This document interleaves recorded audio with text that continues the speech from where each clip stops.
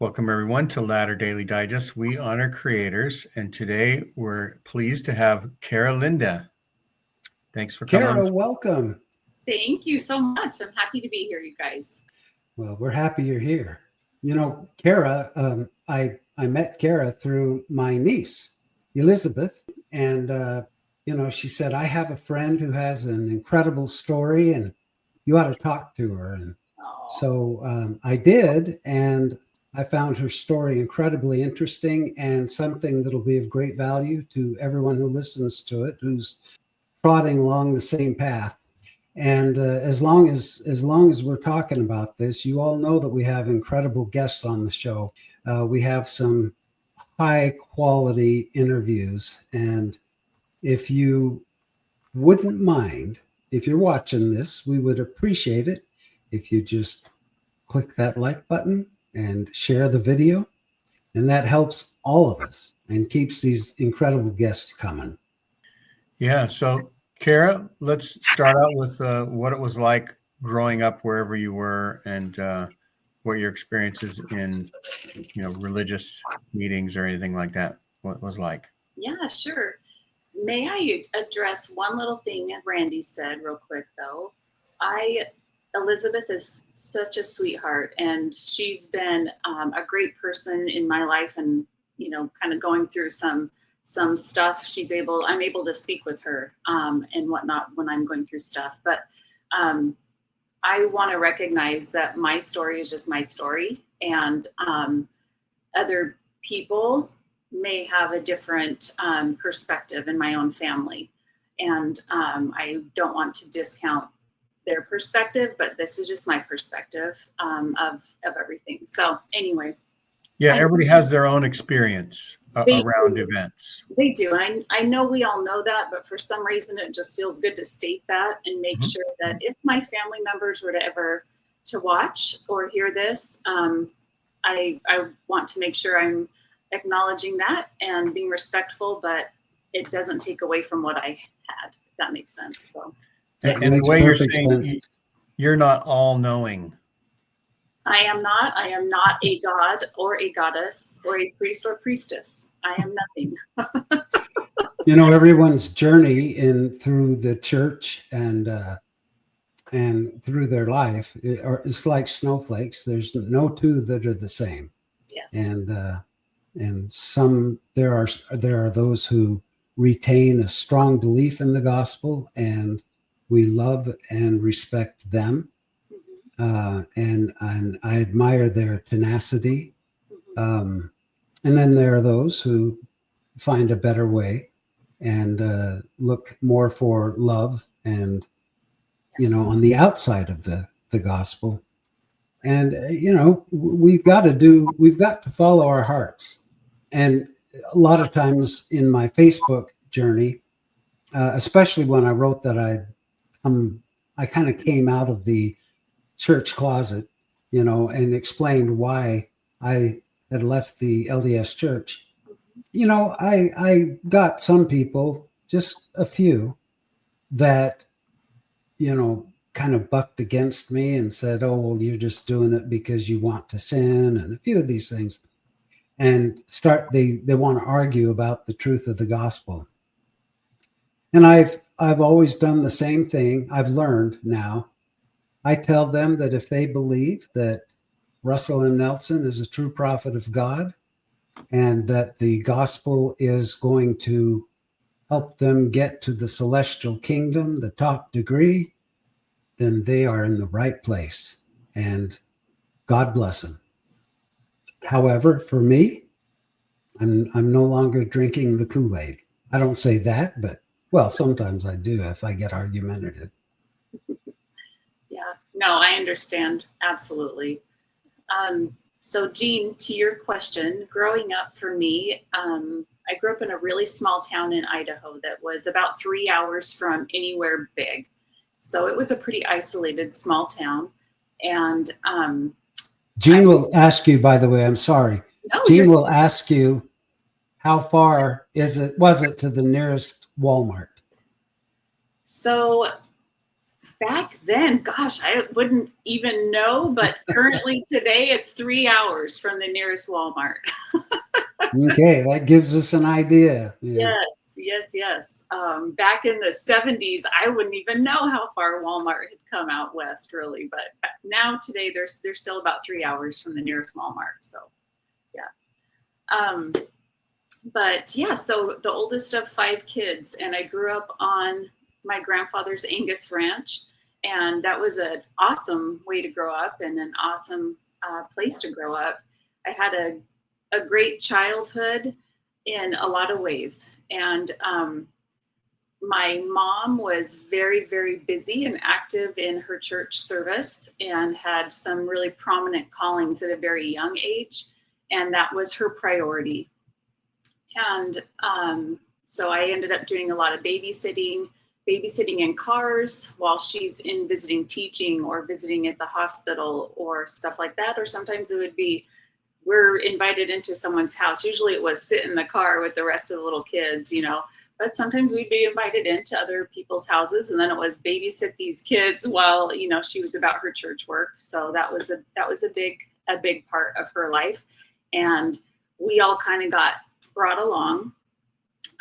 She did teach us a lot about service and doing for others. I remember a lot of opportunities and just a strong desire early on about serving others. And I find that that's a blessing. And I'm grateful for that. I'm grateful that that was instilled in my mom and then in me and whatnot. My dad, during those early times, he was working on the ranch and just really busy. You don't have days off. And I don't remember him going to church very much with us. Maybe he did. I just don't really remember it much, and whatnot. But when there was just a family dynamic that came about, and so when I was about 12 years old, we moved from Idaho down to Fallon, Nevada, which is a small town east of Reno, and it has a Navy Air Base there. So some people will know it because of the Navy Air Station, and today it's where the Top Gun training program is for the Navy. So the Top Gun movie and whatnot, especially the latest one, you can tell a lot of scenes were,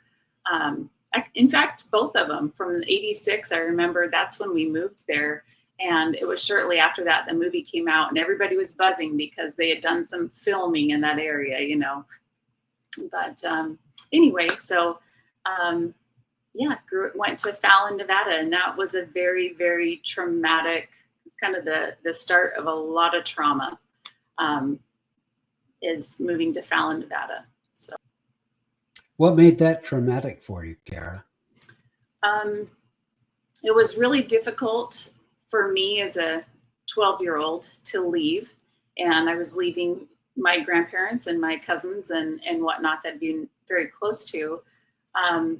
Going down there, it felt like a really big city. It was probably in that whole county. There's basically one town, and that's Fallon. So county-wide, maybe there was 15 or 20,000 people, but coming from a town of approximately 2,000, that felt huge. And they had a McDonald's, so of course they were on the map. So that was a different change, but the trauma really came from the major cracks that began to just show themselves in my parents' relationship. And my mom had a terrible time moving. She'd never lived anywhere else. And those first couple of years were her going through mental crises and just really, really not okay for a couple of years. And I stepped up a lot. A lot of responsibility was put on me as the oldest kid. And I was certain that the church was going to solve everything, that if my dad would have just gone to church more often or would attend more often, if we would just have family home evening, my mom would be happy. If we would just read scriptures and family prayer every day, so things would change, everything would turn around. That was kind of the messaging, but in reality, we all know that families aren't really like what you see in the Ensign and then the Friend and stuff like that. I don't know whose reality that is, but it certainly wasn't ours. And I used to think that we were the only family that was really dysfunctional, but it's not. Now I know it's not. But it would have been helpful to have a realistic understanding of families and difficult things back then. But anyway, I just internalized it a lot. So mom's happiness, her everything I felt like was my responsibility. So the house had to be clean, the dishes, the food, the other kids had to make sure that they were behaving. And then my mom's happiness, everything I felt like was on my shoulders. And if dad was kind of non-existent in Idaho, he was extremely non-existent in Nevada. And I'm sure, he's trying to cope with the drastic change in circumstances. So we went from, just a normal living to extremely poor, extremely poor. Right. And where you grew up, you had support, you had friends that you had grown up with, you had all this situation, church members that you knew, leaders and stuff. And now you're in a whole new situation where nobody knows your story. And even though it's 10 or 20 times more people, it's maybe the same amount of Mormons in the same area. And so they're farther away maybe and spread out. And the devil's playground is there too now, or nearby with an hour. Exactly. The saving grace of being there was probably my mom's aunt. So my mom's aunt married my dad's brother. And so he was in the Navy. And so they had ended up and retired in Fallon.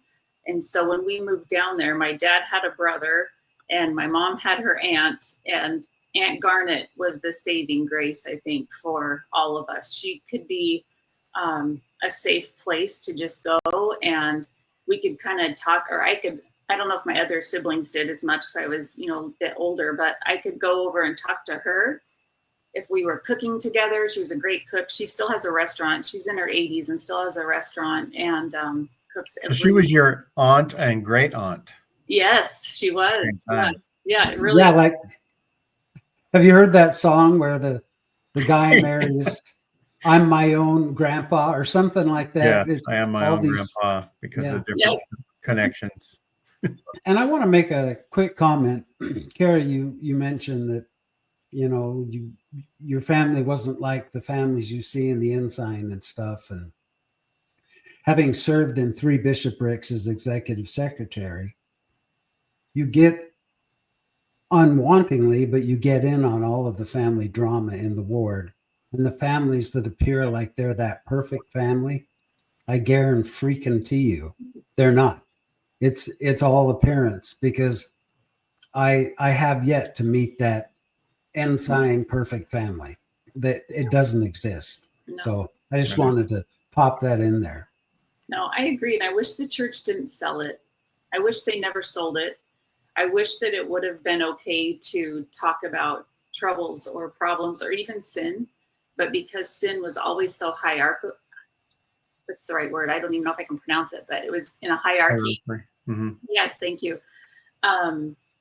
It made it such a faux pas to talk about anything that would have been difficult or challenging or put anything in a bad light in your own house. And I know that's also part of the culture and the time. My parents and grandparents definitely grew up in those generations where you don't talk about your dirty laundry. You certainly wouldn't hang it out. So people don't even know you have dirty laundry, let alone what it would be, Exactly. So I always thought that like families can be together forever. It's like, why do I want to be fighting forever in the next life? Because that's what our family life was: arguments and disagreements and different dramas that were happening. So that's kind of a weird thing. That's human, and that's reality. My family that I grew up in, while I love them to death eternally, everything was hush hush. My sisters went off and had their families, and they looked like that Ensign family. And not me. I was always the black sheep. I was an adopted kid, and I just have a different mentality.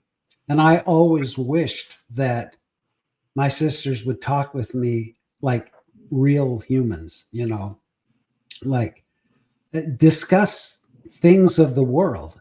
But no, you walk into their home and all three of them, the Mormon Tabernacle Choir music was playing, and you can't just say, plop in their couch and say, damn it, I'm having a hell of a week, Yeah.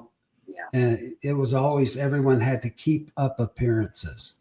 Yeah. And I hate that. I hate that. Yeah.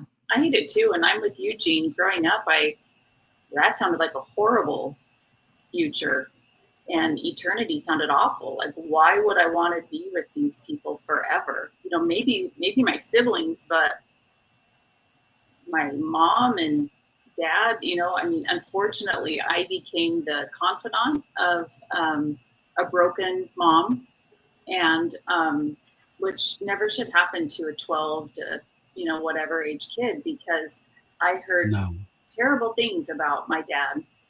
I heard things repeatedly. If it weren't for you kids, I wouldn't be here. If it weren't for you kids, I would divorce him and leave. If it weren't for you kids, I would have gone to college. And so I grew up feeling very responsible for that. I mean, that laid into the happiness of my mom, and just that I needed to make sure that everything in our life was as good as could be. And somehow she was not going to regret having me, if that makes sense. What a heavy responsibility on a 12-year-old.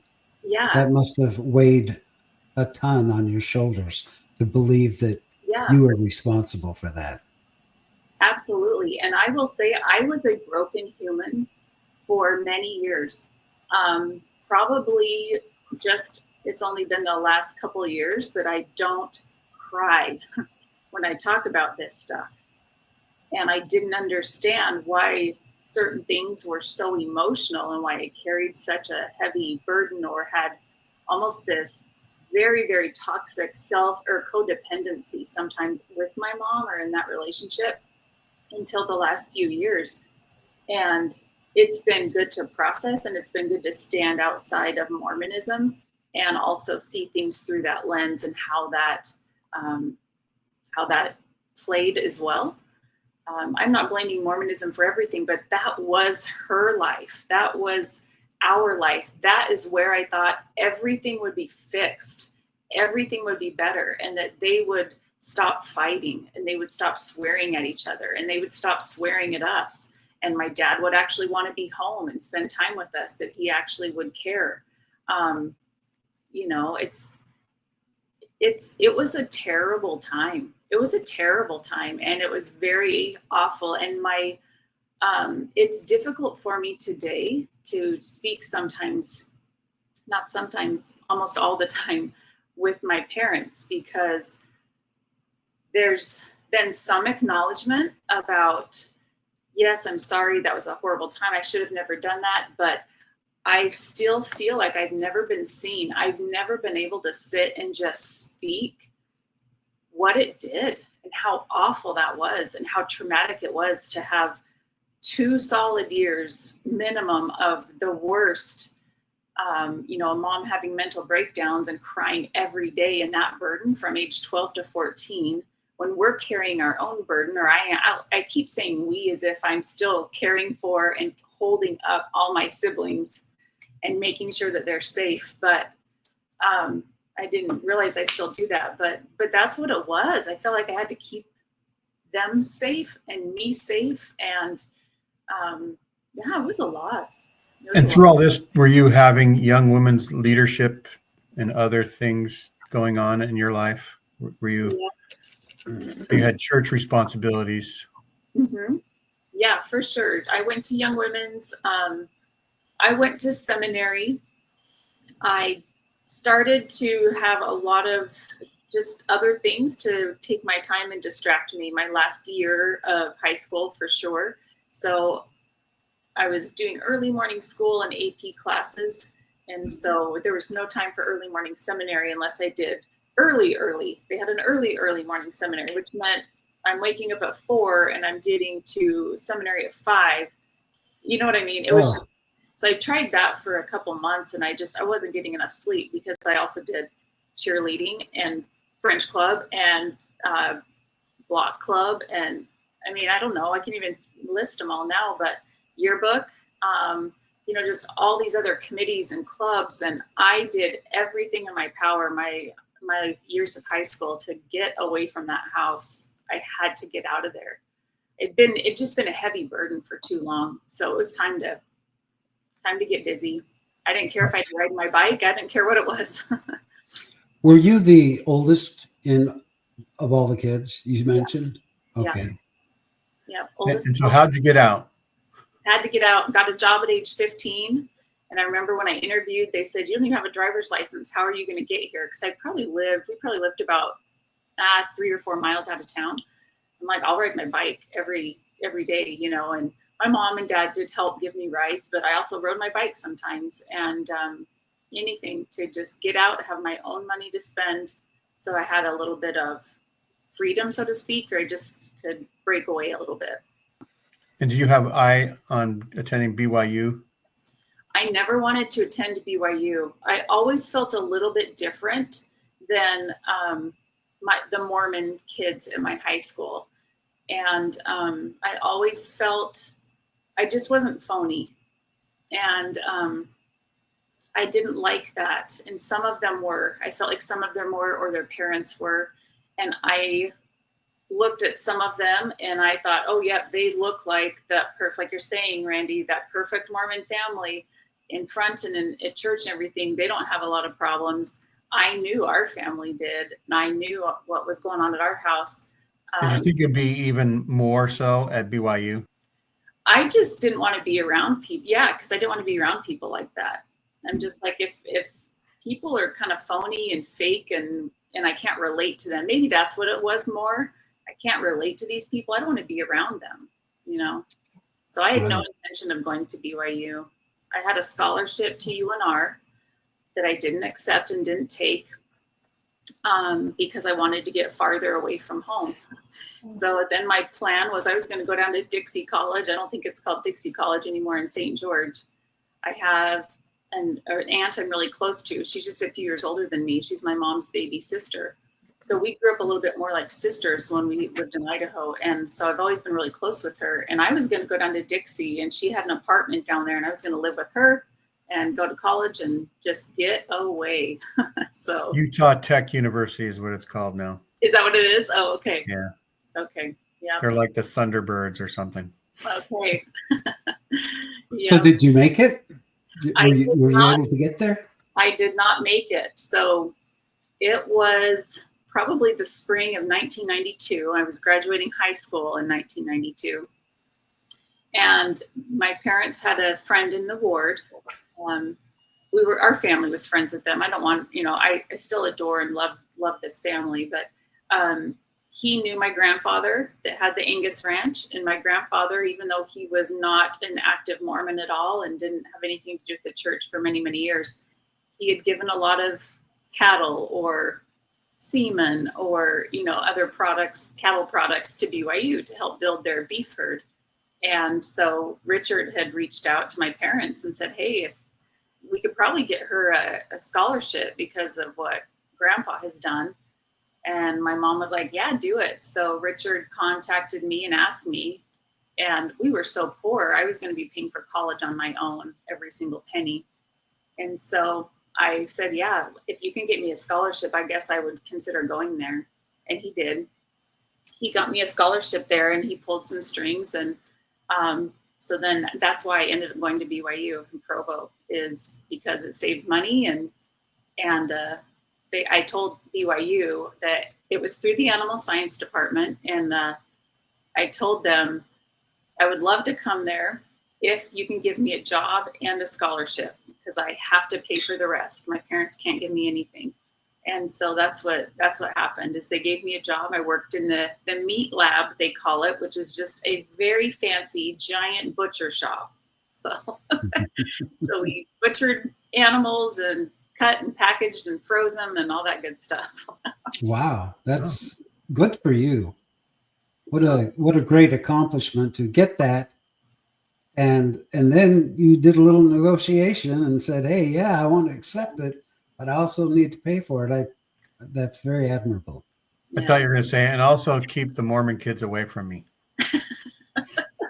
I don't want a room with any Mormons. The butcher. No, that Butcher of BYU. that job came in really handy because this is completely illegal. I hope I don't get myself into trouble here, but I would sneak away like body parts of the animals that were going into the dump, like the biohazard room. We called it the offal room. Like eyeballs, pig snouts, things like that. I would wrap those up, sneak them home, and I would stage them like in the shower in my dorm room or out the window hanging to the door below. That's hilarious. Yeah, that would keep me away. That would scare the heck out of me.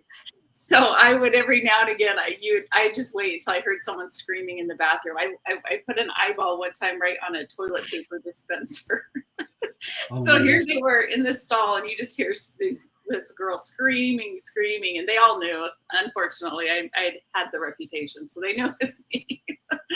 I did the same thing when I was in the funeral industry. No, just kidding.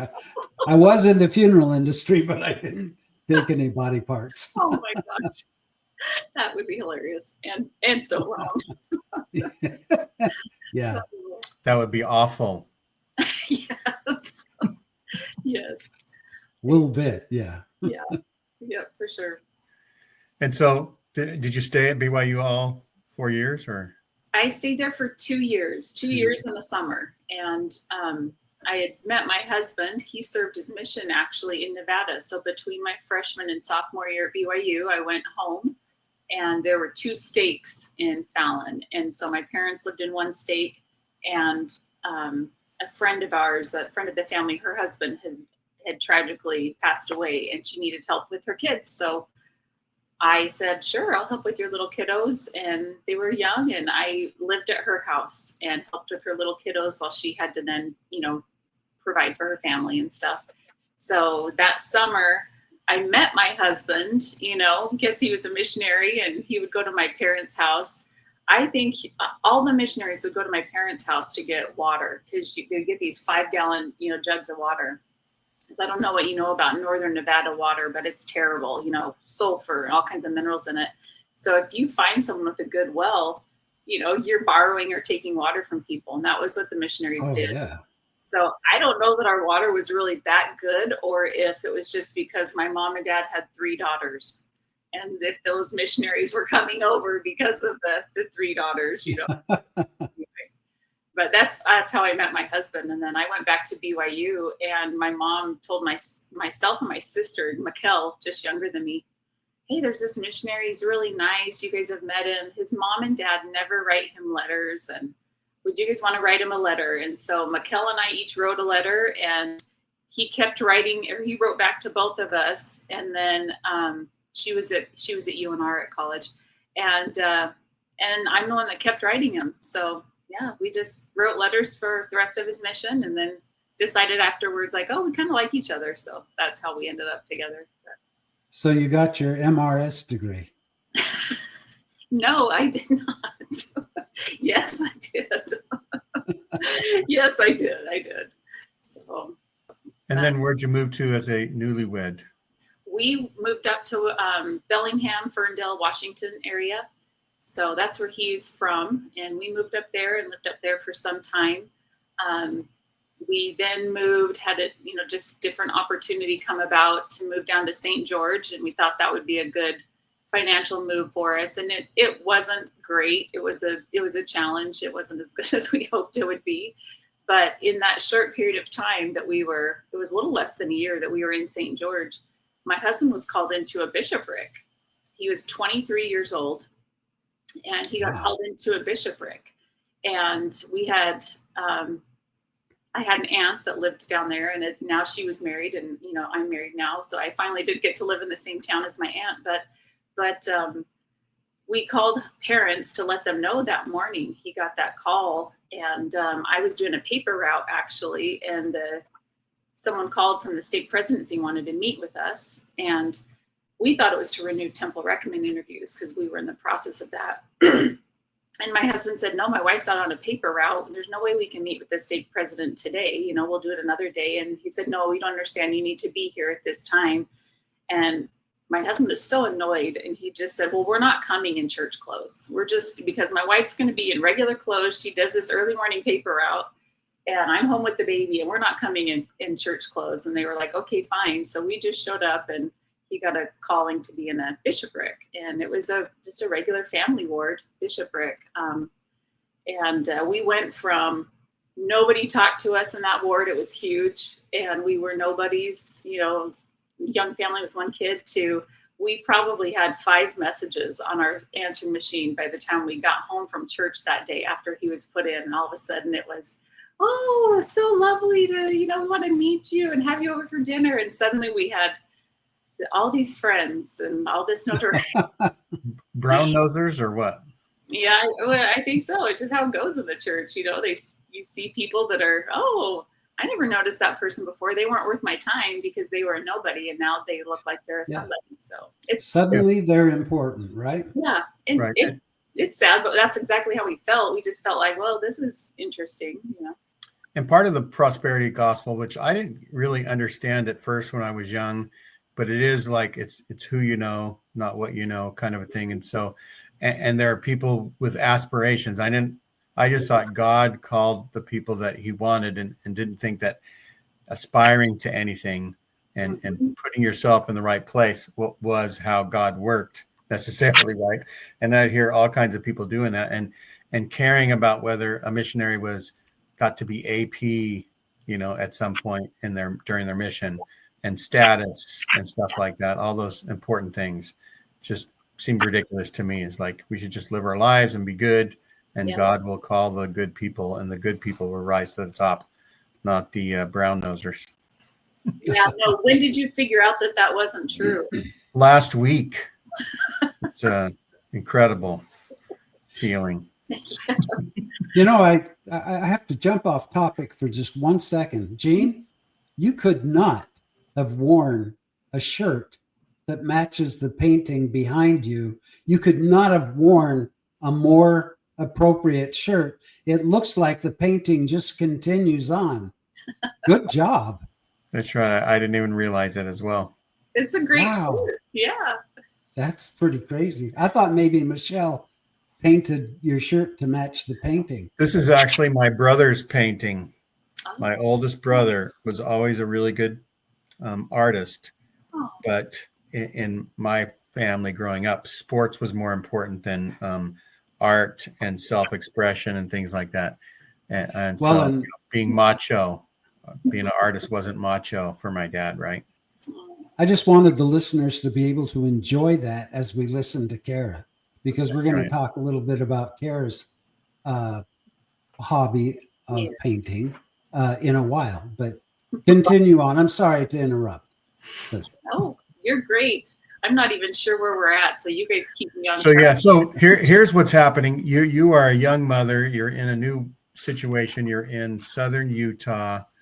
You are how many children do you end up with in southern Utah altogether? We just had the one, so we actually had her in Washington and then took her down there as a baby. And once we moved from there to Fallon, Nevada, and we lived there for probably 4 or 5 years. No, is that how long? Probably 4 or 5 years, yeah. And what was the move to Fallon, Nevada to help your mom out in any way? You know, no, it was essentially for us. You know, my mom and dad let us stay with them for about 4 months until we found jobs and got on our feet and found a little place to live. But St. George had turned out to be sucking more resources than providing. And so we needed to just make a change. And that was a safe place to land at the time, you know. So, yeah, it was, we lived there and we tried to make it like we were so grateful for that help, that opportunity. We were mowing the lawn, cooking dinner, cleaning the entire house. Please you're letting us stay here. We're going to take care of you. So in a sense, we ended up wanting to take care of them because they were doing us such a nice thing to help us have a little breathing room and get going again. You had a great relationship, ambiotic relationship there. Yeah.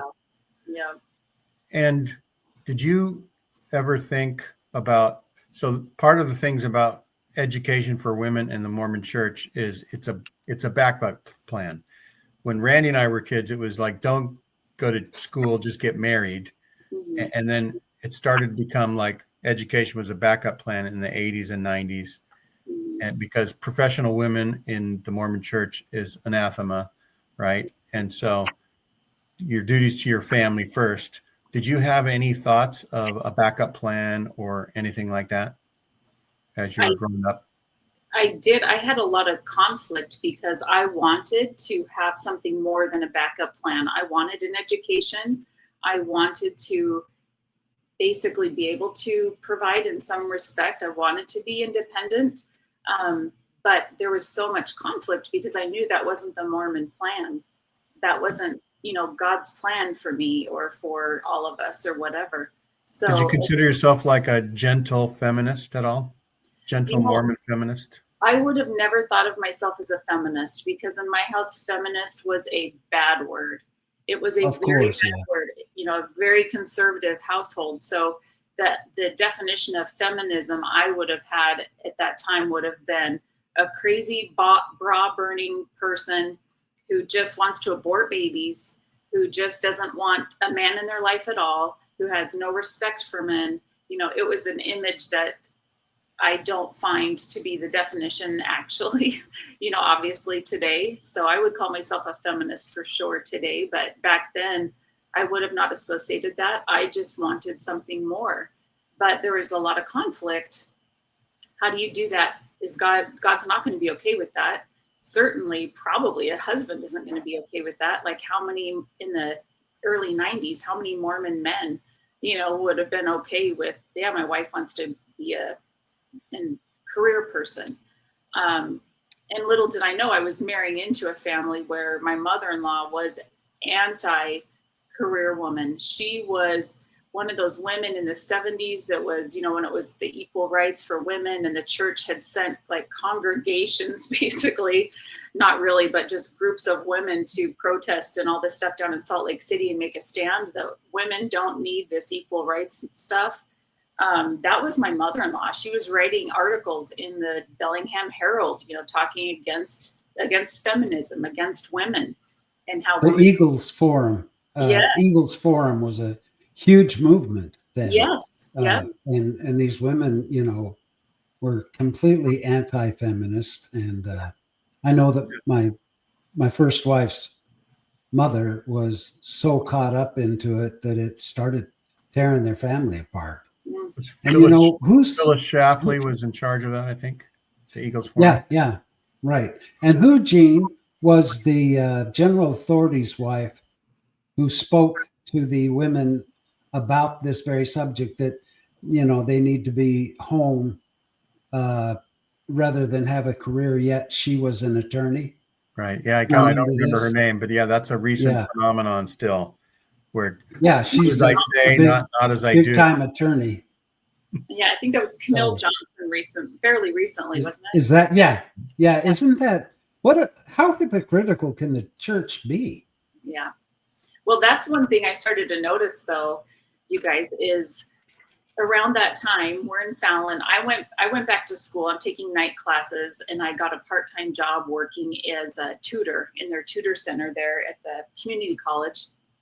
And I'm wanting to get a degree in something. When I was at BYU in the animal science department, I was just taking classes and I'm like, I want to do something, but what I want to do is outside of animal science. It's more in the biology realm. And I thought I would be a researcher. Honestly, I really wanted to just research diseases and cure people. But that was so far out of what I was going to be allowed to do in Mormonism. So, that wasn't going to work. But anyway, in Fallon, taking classes, trying to just get something under my belt as far as education goes. And there's a reason I started to tell you guys this story. What the heck? Right? Like, So you were tutoring. oh, something came, like a light bulb came on. And I'm realizing all of these women that are speaking to us in these general conferences, which weren't all these women, it was the few women that speak every time, right? Right, the 3 out of 33 talks. Exactly. The once in a while that you hear from women, but you're reading about them and hearing about them in the Ensign and this and that. They are all college educated. The church doesn't call anybody into positions of leadership for women that are not college educated. And yet they make it not friendly for women in the general church population to go to college, to want to attend college. They make that. Yeah, I was just like, what the heck is happening here? It's such a, so those are some of the little like splits and things, the little questions that were there. Yeah, my first big question that had started popping up, I know we're really not getting to questions, but was back in high school. And then, start having a few of these things happen in my early 20s, and I'm starting to have kids. I actually did want to mention a couple of those things like that it's not overnight you ever learn anything or change things. There has to be steps and processes and for Mormons it's a shelf. Sometimes we understand that people have like questions that are in the back of their mind and they just put them off for a little while because we'll deal with it in the eternities, or God will change the way things are, and so that is something that's in the forefront. Yeah, because eventually God's going to tell you it when you die or whatever, and it's going to make perfect sense. You're going to understand completely why he dissed on Black people for the priesthood for years, and you know what I mean. Like somehow it's all going to make sense. Finally, in receive 1978, all the blessings that you didn't receive on the earth. Right. Finally, in 1978, that one extra person praying, God finally heard and gave the revelation on the Blacks in the priesthood, because it was the members' fault up until that time. And so finally, there was one extra person that tipped the scales and caused goodness to happen, we'll say. And so what were you studying at community college? I was just getting an Associate of Arts degree, and it's like a basis for something else in the future. Yeah, basis for something else. And I finished that, and I thought I might go into computers. I, was kind of toying with that idea, getting a little more education. And then I got a job out of necessity to help our little family at a dental office, and worked there, just started, basic assisting and just kept learning and whatnot and seeing how that ran. And I fell in love with it. I absolutely fell in love with it. And I knew from that point, I'm going to eventually become a dental hygienist. I don't know how it's going to happen. I'm going to figure out a way. I'm going to figure out a school I can attend. But I'm going to figure that out. And that's eventually going to happen. So it took me, let's see, our youngest, he was probably 2 when I was like, yep, this is our middle child was 2. And I was like, yep, this is what I'm going to do. And then when I finally applied and got accepted to dental hygiene school, he would have been 10 years old. So it took some time. It took some time to get things in order, but I did it. Good for you. Yeah. I know that was that's an incredible position, dental hygienist, because, I'll be frank, they make pretty good money. It's a good job. It absolutely is a good job. Yeah. And I did go one time. We'd moved to from Nevada back to Bellingham, Ferndale area, and we were there for quite a bit, and that was fine. And I was just taking night classes constantly. I was a stay-at-home mom, but I'm taking night classes and making sure that all my science classes were staying current, because I knew one day I'm going to figure out how to get to a dental hygiene school, because they're not everywhere. They're a little more, you can find them a little easier now, but back then you couldn't. So then we ended up moving to where we're at now in Kennewick back in 2006, because it was a much better weather situation and not so much rain and a little more hot like Nevada. So it was a great compromise. But anyway, when we moved here, I was able to then find a community college. They had a program here, and I thought, well, this is the answer. God's provided this way, and this is going to be the answer. And it's a great opportunity. I don't know it. We never know how to interpret things later. That we thought were like, oh, this is God's plan. But that's what I wanted. I don't know if I willed it. Now I feel very differently about kind of how it happened. But about what year did you get your dental hygienist degree? So I graduated in 2011. Yeah. So got that done, and yeah. And so in the meanwhile, you're growing your family. How many total kids do you have by the time? Total of 3. Total of 3. Yep. And you're getting, what kind of jobs are you getting in the church? So I had served in young women's mostly, either as counselor or secretary. Then when we were up in Ferndale, again, I was young women's president. Back in Kennewick, I've been, young women's president. I've been in the young women's. Down in Nevada, I was young women's president, Relief Society president, taught gospel doctrine for some time. Wow. So yeah, done a lot. The whole gambit, yeah. Done a lot. What years did you teach gospel doctrine? Oh gosh, that would have been probably 2012 or 13 for maybe a year or so, and then they put me back in young women's. Yeah. Okay. Did being the gospel doctrine teacher cause you to have any additional questions to put on the shelf at all? Yes, for sure. I don't know if I could specifically tell you much, except I do remember D&C 32, and I feel like I'm trying to remember what the manual was back then. I can't remember when they transitioned to, if it was, there was a time when it was the prophets, teachings of the prophets. And then I feel like there was a time they transitioned to kind of what the seminary students were doing, Book of Mormon. And so I feel like it was during that like church history transition. I hope I've got my dates accurate, but. Yeah, because that would be in the church history section. Yes. So I do remember that lesson coming up, and I took a lot of church history classes at BYU. Like I was so into that, and any extra little money I had, I'm going down to Provo random bookstores, buying old used books and reading stuff, because it fascinated me.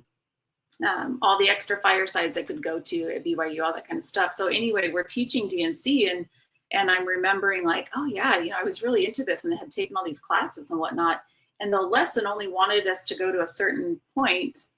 And I remember, I'm not going to do that. I was always kind of like a little bit on the edge of, I'll do my own thing, because I was called to this calling, right? So this is Sunday school. That's darn right. It. You're going to teach something that people don't know. That's right. You were a rebel, Cara. I was a little bit of a rebel, yeah. Hence my still rebel haircut. Like, nobody wants a short haircut but Cara. All my friends were like, yes, you would never let me have a short haircut. It's here. I'm just a rebel, I guess. But anyway. Yeah, Gene almost, when I told Gene that we were going to interview you, yeah, he said, "Oh, I'd like to, but have you seen her haircut? She is too rebellious to interview." Yeah.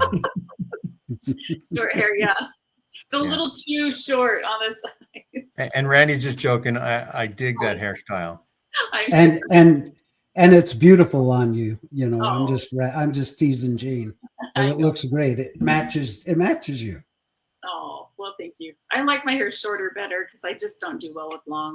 Let's face it, I'm lazy or not coordinated with long hair, so it works. But I remember not saying like, we're going to kind of talk about these other verses at the end of D&C 132. And it didn't go over really well. I don't remember specifics. I just remember an awkward feeling, and some class members were saying, certain things. I could tell they were uncomfortable.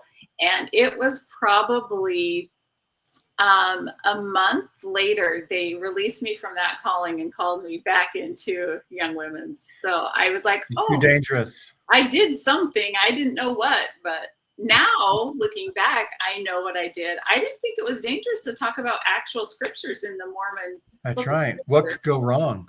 What could go wrong? Mormon scripture is all true. So Yeah, but they just want to discuss the right scriptures. Yeah. They don't want you They don't venturing into the wrong scriptures. Yeah. Can't make them look bad or the prophet look bad at all. So, Right. but no, anyway. So those are my callings. That's what I did. Yeah. And so how did you handle COVID when COVID happened? Oh gosh, I was embarrassingly like, first of all, I loved it. I loved home church, but I was embarrassingly strict on my family and made them get dressed up in church clothes. We're coming down. We're going to do the song, the prayer, the pass the sacrament. We're going to Wait. scriptures. You, even though you were what, Cara? That's what I'm telling you. It's a mind F, because you feel like there's some things that don't make sense for you or just questions. And then there's the other part of you that's like, but they say I should do this, but they say this is what's right. And this is what's going to save our family, and being strict, and you know what I'm saying? I do. I don't know how to describe it myself. And embarrassingly, this summer, one of my daughter's friends, she's 29 years old now, and was in town visiting, and she said, I don't want to be rude, but we used to be more scared of you than we were our own parents. And she was like, you were a real Karen. And I'm like, I am so sorry. I'm sure I was. I'm sure I was. I thought that strict obedience was what was going to save us all. In a way, although it's part of that you didn't appreciate people being Mormon and then not acting Mormon. And so you didn't like hypocrisy. Mm-hmm. So since you were Mormon, you were going to be Mormon even during COVID, even when nobody can see you, right? Absolutely. That's what they say. What do they say that about honesty is what you do when nobody's watching, right? Mm-hmm. And so you were Mormon when nobody was watching, in a way. Absolutely. That's the type of person you wanted to be. Yep. And did your husband go along with that? And was he supportive of that? He is a very nice man, and he's a very quiet man. He did not like that, but he didn't tell me he didn't like it out loud. I could just tell because he would drag his feet getting ready or banking it down or whatever. So he would say, I'll support you in whatever, but he hated every minute of it. You know, he wasn't feeling the desperation to, just like you're saying, just be obedient, just follow it, just don't be a freaking hypocrite. You know, if you believe it, if this is what you devoted your life to, you better damn well devote your life to it. So let's go ahead and talk about your shelf breaking. Mm-hmm. What led up to that? So second year we're doing at-home church. We did Doctrine and Covenants again. And I was having a lot of conflict with this. The way Jesus sounds in the Doctrine and Covenants sounded a lot of hatred, a lot of vitriol, and just anger and stuff like you find in the Old Testament. And it didn't match with who I thought Jesus was, or who I needed him to be, and what supposedly we're being taught or told at church. And to be honest with you, for 3 or 4 years prior to that, if not longer than that, I had just really felt like, let's get back to Jesus in this church and let's focus on Jesus in the New Testament. And so then you're studying Doctrine and Covenants and you're realizing he sounds like the Old Testament God. This is horrible. He's not the Jesus I'm teaching my young women. This is who he is. Or this is, this isn't a healthy God. This isn't a whatever. Why would you want to go to him with your problems? Why would you want to end up with him in eternity? Like what, so I really started to question that. And I started having conversations with my husband and some close friends about, I don't know about this. This just doesn't make sense to me. So that year was a big year for just all these other, and then I start remembering all these other little things that had happened where it was realizing, wait a minute, when I was a kid, I think I was a kid. I know what church I was in. So It was either when I was in seminary 1 year at this church, or it was when we had moved to Fallon. But anyway, early 20s, let's just be safe, say early 20s, I'm in this church building and I had the thought pop up, we're taking everybody's word we're taking one man's word for this, for this whole thing. And really started almost like a panic attack, and without being a panic attack, but that feeling of like, oh my gosh, what if I've wasted my whole life on this? And then of course, those self-policing thoughts come in of, you're just being influenced by Satan. You're just crazy. Like, this is not okay. You are wrong. This church isn't wrong. Joseph Smith isn't wrong. You, Cara, are wrong. It's got to be you. It's got to be me. And that's a theme. That's a theme I've had, and unfortunately had to fight my entire life. But so that came up. The learning So about. You think that, so this is a couple of years ago that thought came back to you? Yeah. Or remembrance of it? Yeah. It was like when I started to really feel the cognitive dissonance happening, then these other things, it was like being reminded of, remember when you felt like this, or remember when you felt like that? Remember when you learned Joseph Smith had other wives, and remember what you were told back then? And is that even true? I started to question all this stuff. It's almost like you had a shelf in a dark room that had all these problems, and you turned the light on in that room. 100%. Said, let's look at these. Does that mean you Googled the word Mormon at some point? I was so safe. I thought I was so safe at first. I was like, well, I'll tell you what, but really, like, finally, I'm like, that's freaking it. I'm stopping now. I have to look at something more. I have to figure this out. Was Brad Wilcox in early 2022. So we must have done Doctrine and Covenants through 21. Early 22, Brad Wilcox does this thing in Alpine, Utah that exploded to nothing. First I watched a clip. I'm like, this guy's an ass. And then I watched the entire thing, and I thought, this is worse than I thought. This is worse than that little clip I heard. Is that the one where he says that the other churches are just playing at church? Yep. And just threatening the kids, you'll lose everything. Right. And blacks in the priesthood, like, we shouldn't be asking, why did the blacks have to wait until 1978? Why did the whites have to wait until 1820, whatever, 1830 or whatever? Mm-hmm. Right. And so when that happened, I'm like, oh, gloves are off. Like, I have to know about this church now, because if these are our leaders, like, I need to know if I'm going to be okay with this or not. And so then I went into the room, I turned on the light, and all this stuff was like, yeah, that's right. That was on the shelf. But I thought I was going to be safe and good at first. We're going to start slowly. And I started. Did you find the Gospel Topics essays? Yes. I found the Gospel Topics essays and CES letter, maybe.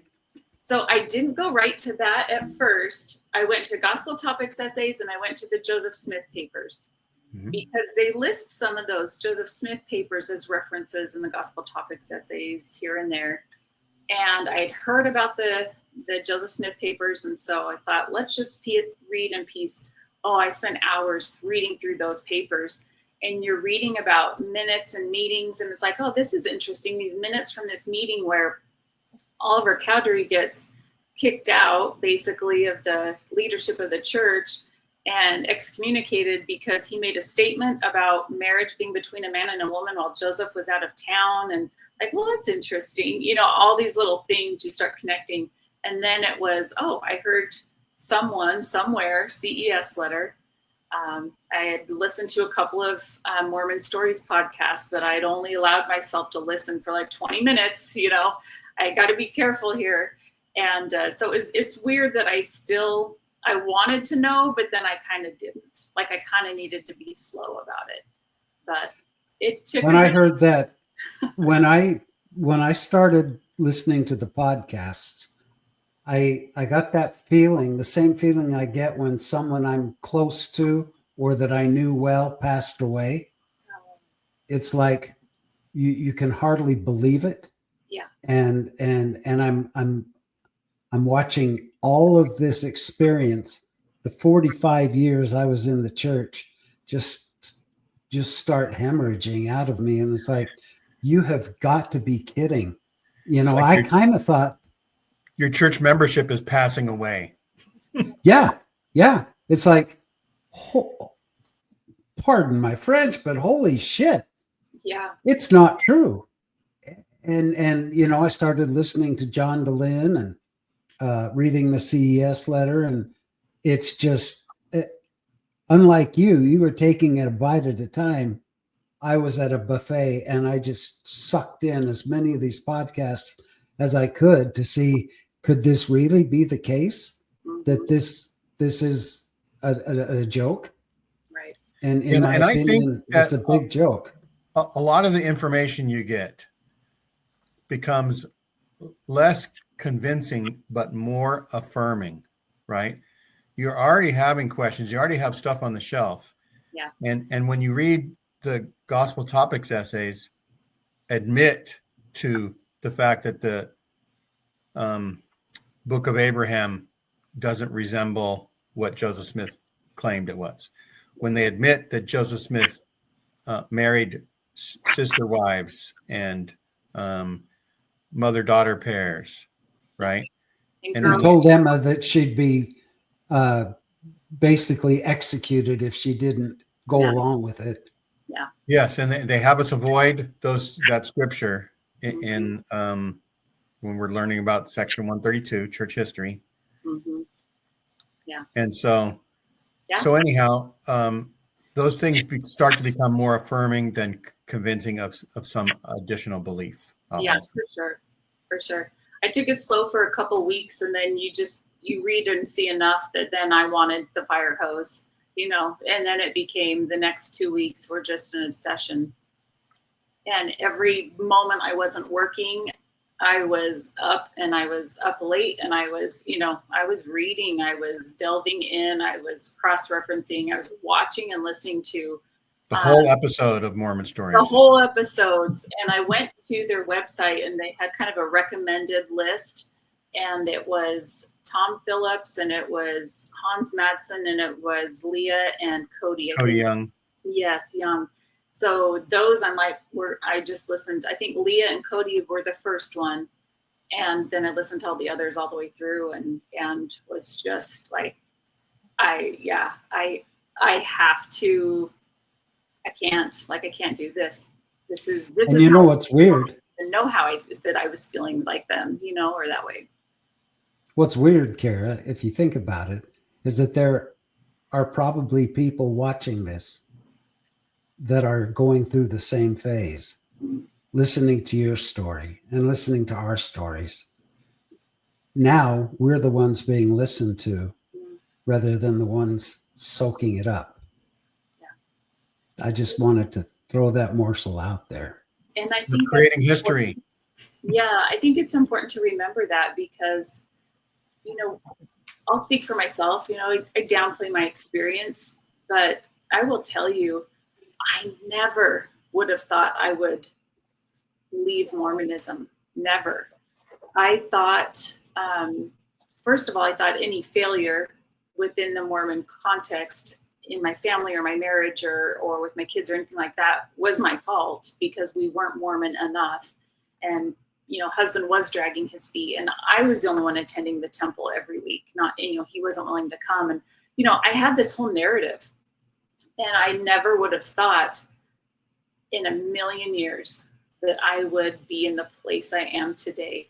You were going to be the one that was keeping everything together. Yeah. And now you're the one that's breaking everything apart. So what's happening to your husband while all of this is happening? I asked him, hey, would you mind if I was reading other things or bringing other things into the house besides church materials? And he was like, no, that's fine. You know, he was quiet, and he never admitted to me how he felt. He just kept saying, I would say, what if this church isn't true? And he's like, well, do you don't want to go to church anymore? And I'm like, no, what if though? Like, he was like, well, I mean, then we shouldn't go to church. But if you want to go to church, I'll go to church. So he was having his own, like, I'm not into this. But it was more, he wasn't into it for some of the other reasons, like people are phony. The priesthood is given not to people that maybe would be deserving. You know, you see calling, I should say not priesthood, but callings are given to people that are good old boys and friends. And, so he had some other things that were frustrating for him. He hated the temple. So he was like, well, the temple's weird. So he had some other things, but. Did any of the LGBTQ issues come up at all? Or the fact that Mormon was a dirty word? So the LGBTQ stuff, that always bothered me. In the 80s, you remember when it was just the AIDS epidemic and everything started and it was this big deal. And I wanted to, as a private desire I had, I think I shared it with either, I don't know if it's both my parents or just my mom at some point, but it was like, I just want to be a nurse because nurses weren't willing to go to those hospitals and work with AIDS patients. And I was like, man, I wish I was a nurse. I would go do that. And it was like, why would you do that? That's terrible. Why would you do that? Because they're God's children too, you would say. Right, exactly. That's how I felt. And that's how I felt about, people of different skin color, let's just say, why does it matter? Like, everybody needs love. Everybody deserves to be loved. And then I got a teacher my freshman year of high school, and I didn't know this at the time, but turns out she was gay. And she had been Mormon. And I found out she was Mormon in years or whenever. And I had said to her, I'm going to say her name because I love and respect her. And I doubt she would ever hear this, but it's not to be disrespectful, it's to honor her. But I was like, Ms. Brewster, like, I heard you were Mormon. I kind of said it when after class sometime, and she just kind of laughed like, yeah, I was once and whatever. And I said, well, why don't you go anymore? Why aren't you? And she said, well, she gave me this little description of how she knows people that are gay or lesbians, and they have the most beautiful and loving relationships, some of them longer enduring than, male-female relationships. And she thinks that should be an important part of life, and that the Mormons don't agree with that. But she told me when she ended up leaving, herself was the blacks in the priesthood. When the ban thing was dropped in 78, I don't know if she was aware of it or not, but she said that shook her. And that's the first time I'd ever heard about it. I didn't know what she was talking about. So I went home and asked my mom about that. Really?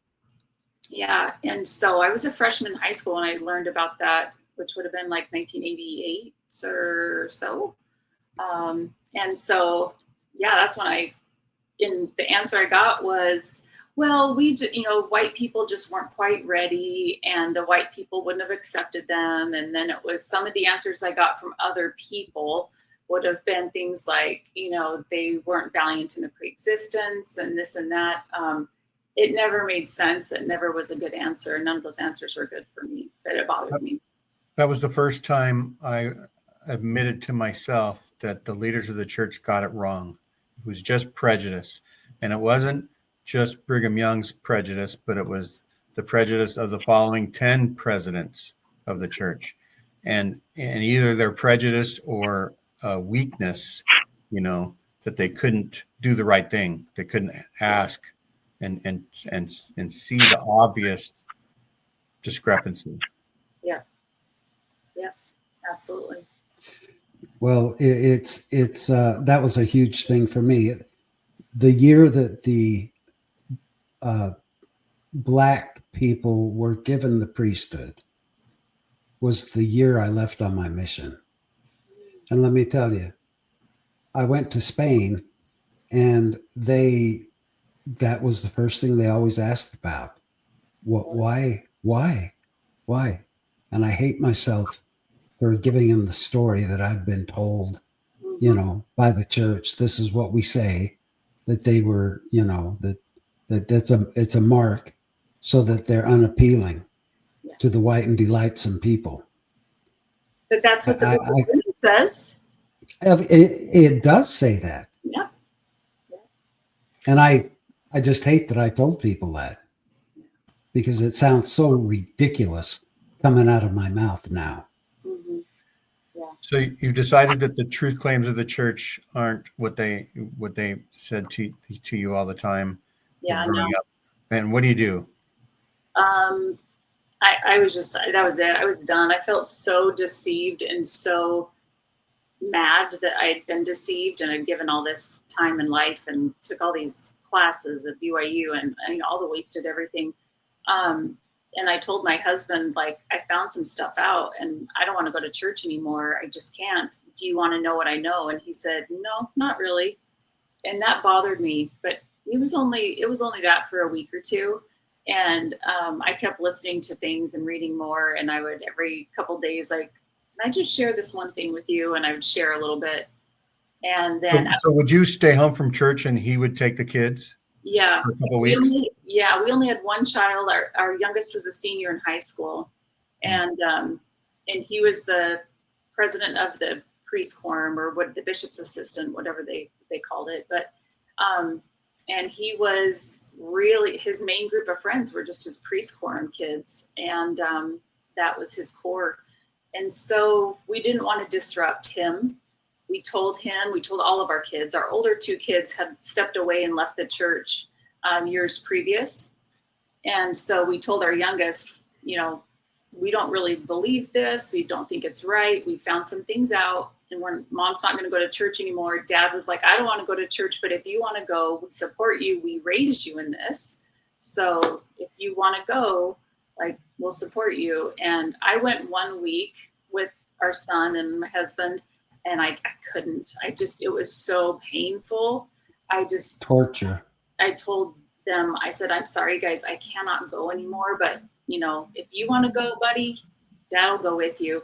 So he did that for a couple more weeks, maybe a month even, went almost to the end of the school year, probably, went with our son. But he was willing to finally listen. My husband was willing to finally listen to what I found out and why I could not participate in this organization anymore. And once he started reading, it was the same thing, like, just diving in, drink from the fire hose, figured it out very quickly, and he was done. But he did continue to go to church with our son for a little bit longer. And then our son came to me and he said, Mom, what is it that you found out? Because I had said, I'm not going to tell you anything if you don't want to know, because I raised you in this. I thought it was right, and you've got friends and a purpose in it right now, so I'll respect that. But if you ever want to know what I know, you just ask, but I'm not going to push it on you. So he came to me a few weeks, and after a few weeks, or maybe a month or whatever, and he was just like, hey, I want to know what you know. So I just, okay, let me send you the links. And I said, do your own research. All of our kids are very intelligent. They're good people. They can figure it out, and Sure. I sent it to him, and he read up and dove in himself and came back in a week or so and said, yeah, I can't go anymore. I don't believe this. And he was gone. He was done. So then all of us were out, and that was 2023 or 2022. Wow. Sorry, 2022. Towards the end of 2022? It was like the middle. It was right around probably May, June. Yeah. So he just was graduating from high school? He was graduating from high school, yeah. Okay. So that had to be a cathartic feeling to finally everybody's on the same page. Yeah. Because I know it's together. I felt so guilty having raised my kids in the church, and then I turn around but fortunately my kids realized it before I did. Yeah. So you have an extra day in the week now to do some things that you've always maybe wanted to do. What types of things might you start doing? That's right. Yeah. One thing I did right away was I started painting. I am not an artist. I don't think I'm good, nothing like that, but it just always looked fun. So I have it's actually a cousin that lives here in the area, and her husband have been probably one of the just strongest families for us and support for us. Unfortunately, they're really busy with kids. Our kids are a bit younger than ours. So, that just happens. But as far as your ward family leaving you when you walk away from the religion, they never did. And so she and I just started painting together. So we taught ourselves watercolor by watching YouTube artists and stuff. So that's been awesome. It's kind of therapeutic. Did you ever go to what do they call them? There's different names, but sip and paint, or where Yeah. they serve wine and they show you how to paint these things. So like a community event or some other type of class. Yep. Yeah, there's an instructor up there that shows you what to do, and I have several of those hanging around my house that Yes. I hang Amanda's and throw mine away because hers looks so good. Do you have any of your work you could show us? I do. I have a couple just random that happen to be here. These are not my favorites per se, but I don't know if you can see this little guy here. Oh, Yeah. that's beautiful. It's just, I love the fun. geometrical aspect of that. I know, Yeah. it's kind of fun. And then this little guy, I don't know how this even goes. Are you a good enough artist to name nice. your paintings? I don't name them. No. like Steve or Rick or Totally. Sherry. I should totally do that. Yeah. Oh gosh. Name them after traumatic Mormon topics or something. Well, those are beautiful. I hope you're framing them and putting them up in your home and signing them at the bottom. You know, I'm not even signing them, but you know, you better, because when you die, yeah, they may be worth $1 million. You never know. I would highly doubt it, but you never know. Wouldn't that be a pathetic, like, hey kids, guess what your inheritance is? All Mom's random watercolor.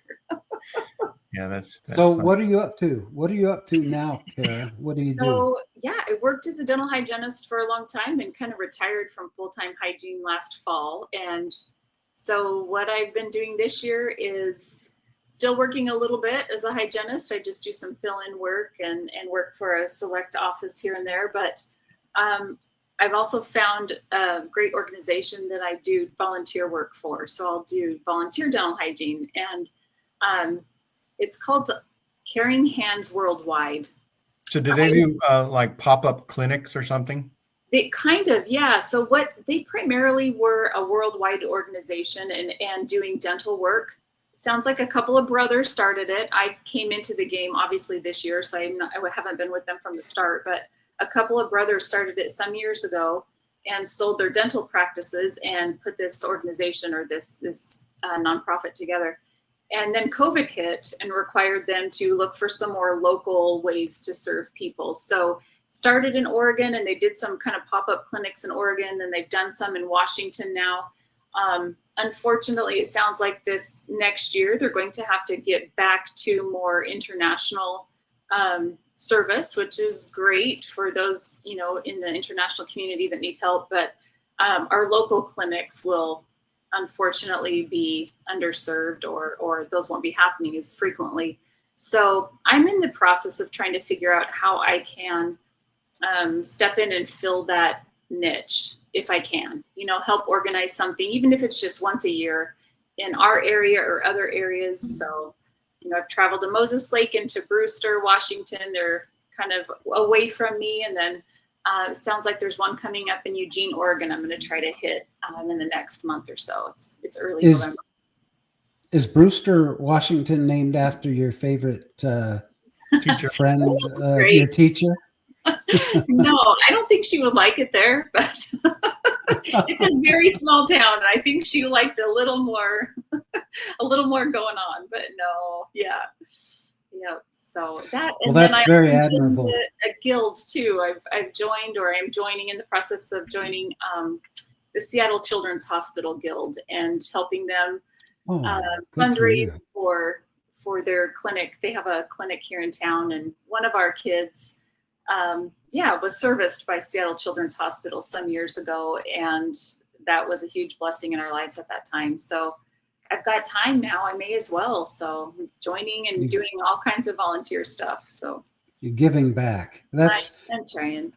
That's so admirable, Cara, that you know, that you take time to do that, and that you have the desire to help, because there's so many people that most people, all they're concerned about is what can serve them, not who can they serve. Yeah. And so we find that admirable. I thought that everybody was like me.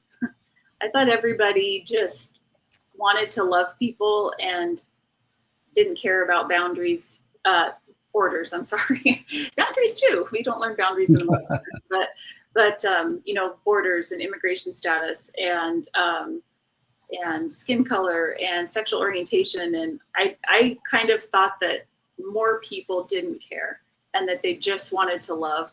And my husband's been telling me for years, like, I think you're more unusual than you think you are. And that's what it is, whatever it is, but it's just who I am, to be honest. I feel really weird talking about it, to be honest with you, publicly. I just go and do it. I don't need any. Right. You're not Mother Teresa or either Nope. the good or the bad parts of Mother Teresa. But Yeah. but the other thing is, as a Mormon, you sometimes think the only way you could be the best person that you can be is to be a Mormon. And so you want other people to be Mormon so that they can do good in the world. And now you're finding out that everybody does good in the world where they can and where they have a desire, and it doesn't matter what religion they are. Yeah. You want to know the irony, I think, is that there are so many Mormon dentists. And yes, there are.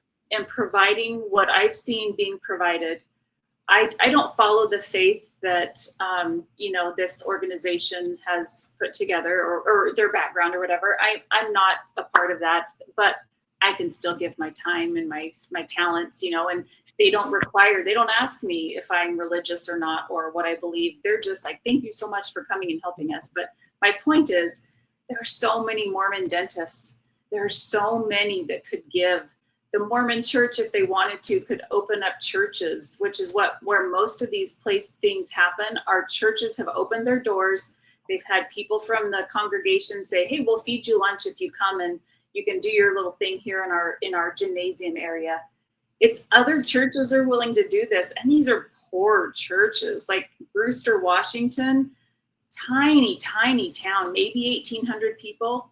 And this poor church just opened its doors and let us all just do this for their community. And they didn't care who came. They weren't asking, what's your religion? Are you really destitute? Are you legal? Those questions. Can we give you a pamphlet? Yeah. The killer floods in Texas, Megan Connor went down there to help out. And she asked me if I'd help find some of the stake leaders and ward leaders there in the town. She could help organize help. Yeah. Nobody. All the church did was, unless they were members of the ward, they would reach out and help them. But otherwise, all they did was say that they would pray for the victims. With the billions and billions of dollars that the church has, there was no reaching out. Hell, they won't even hire someone to clean the chapel. What makes anyone think that they would reach out and help people in need? That is a Christ-like thing to do. But when Mormon was a good word, they would have Mormon Helping Hands T-shirts. And prior to that, it was an unworn shirt that basically said Mormons helping Mormons. Yeah. Yeah. That's what it boils down to. That's exactly what it boils down to. Which was kind of attractive throughout the history, to be able to go into a different place, move somewhere and have help from the ward to move in, help to move out, and help to get a job. And all those things are fine and everything, but it became too insular, too like a bubble. It's almost like, gee, if we help somebody that's not a member or is not considering being a member, then we're wasting our time or something like that. Yeah. And so if it's not going to lead to membership and tithing. No. Thanks, Cara, for coming on the show. It's great to get to know you more. Thanks for having me. Yeah. And if anybody, look in your areas to either help or to find other services, if you know people that need help, for underprivileged people that need services, either for dental or hospitals care or food or anything else. Giving back to the community is probably what we should be trying to do more than giving to the church, we'll say. Yeah. And Cara, you are a successful example of what I consider to be Christ-like and loving, Thank you. as opposed to so many of the members of the church who claim that title, but they don't show it.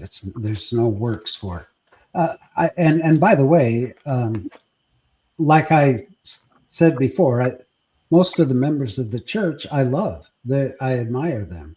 Yeah. They're wonderful people, but the leadership has instilled these ideals into them that just don't really go along with true Christianity, if you will. Whether you believe in Christ or don't, you believe in love. And that's what it's all about, is love. Is this your first podcast, Cara? This is my first podcast. Yeah. Well, you've done an incredible job. Oh, thank you. I know that there will be others that'll want to have you on their show too. Well, honestly, I'm happy to just love people, and if my story helps somebody, great. And yeah, I'm just happy to spread the message of you'll be okay. And oops, sorry about that. And you might think you're never going to go.